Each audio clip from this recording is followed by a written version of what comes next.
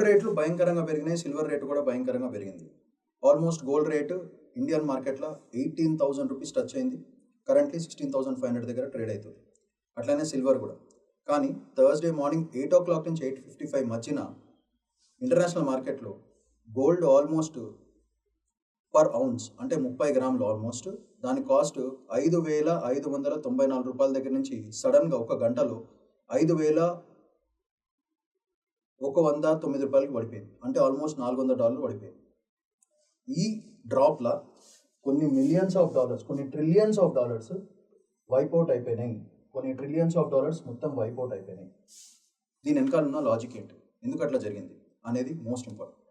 So ఇవన్నీ కూడా యాక్చువల్గా ఫిజికల్ గోల్డ్ ఎవరు కొనరు, ఫిజికల్ సిల్వర్ కూడా కొనరు, అందరూ ట్రేడింగ్ చేస్తారు దీని మీద.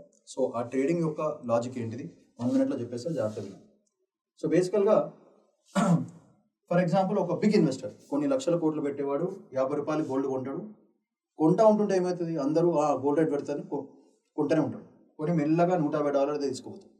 దాని తర్వాత ఈ $150 ఎవరు కొనే కామన్ మ్యాన్ కొనలేడు. అప్పుడు ఏం చేస్తాడంటే బిగ్ ప్లేయర్ దాన్ని అమ్మేస్తాడు, సెల్ చేస్తాడు. సెల్ చేసి ఆ ప్రాఫిట్ తీసుకుపోయి బ్యాంక్స్లో పెడతాడు. బ్యాంక్స్ వల్ల అడ్వాంటేజ్ ఏంటిది, కాన్స్టెంట్ ఇంట్రెస్ట్ రేట్స్ ఉంటాయి. సో అది సేఫ్ మెకానిజం. సో వాళ్ళు పెట్టిన ప్రాఫిట్ మీద మళ్ళీ ప్రాఫిట్ వస్తుంది వాళ్ళు. కానీ ఈ ప్రాసెస్లో వీళ్ళు సెల్ చేయగానే టక్ మనం గోల్డ్ రేట్ కూడా దందని కింద పడుతూ ఉంటుంది.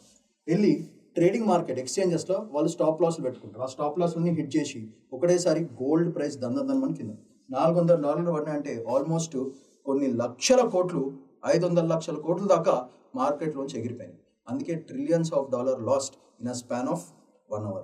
అది దాని వెనకాల ఉన్న లాజిక్.